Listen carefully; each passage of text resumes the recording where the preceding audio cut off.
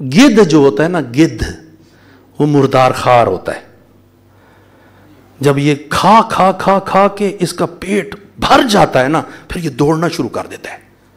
یہ دوڑتا ہے، دوڑ کے پھر یہ سارا کا سارا جو کھایا ہوا ہوتا ہے نا اوپر نیچے ہو جاتا ہے نا، وہ سارا الٹی کر دیتا ہے. بھوک نہیں ختم ہوتی، پھر آ کے پھر کھانا شروع کر دیتا ہے. پھر بھر جاتا ہے اس کا پیٹ تو پھر ہضم نہیں کر پاتا، پھر دوڑنا شروع کر دیتا ہے. دوڑتا ہے دوڑتا ہے دوڑتا ہے، پھر سارا اوپر نیچے ہو جاتا ہے، پھر الٹی کر دیتا ہے. پھر اس کے بعد آ کے بھوک تو پھر بھی ختم نہیں ہوتی اس کی، پھر آ کے پھر کھانا شروع کر دیتا ہے.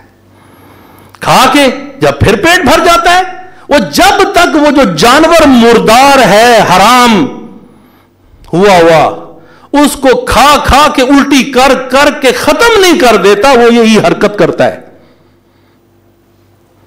ہمارے سیاستدانوں کی صورتحال کچھ اس قسم کی ہوئی پڑی ہے، گدھوں کی طرح یہ ہو گئے.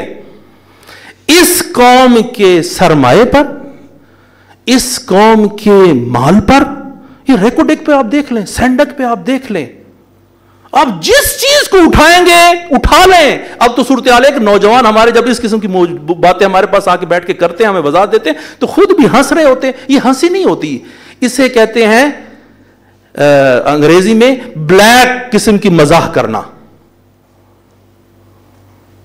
یہ سیاہ مزاح ہے، یہ مزاح نہیں ہے، یہ اندر سے آنسو ہیں نوجوانوں کے.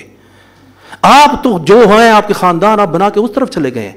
ان نوجوانوں کی جو ہے نا مستقبل اس سرمایے کے ساتھ ہے جو اس زمین کے اندر موجود ہے، آپ اس کے ساتھ گدھوں کی طرح آپ کر رہے ہیں. آپ جب کھا کے پوری طرح رج جاتے ہیں پھر آپ دوڑنا شروع کر دیتے ہیں، کبھی کس مملکت میں کب کس مملکت میں جاتے ہیں، پھر الٹی کر کے پھر آ جاتے ہیں، پھر کھانا شروع کر دیتے ہیں، پھر جاتے ہیں، پھر بھاگ جاتے ہیں، پھر کھڑے ہوتے ہیں، پھر جا کے جناب علی آپ الٹی کرتے ہیں، پھر آتے.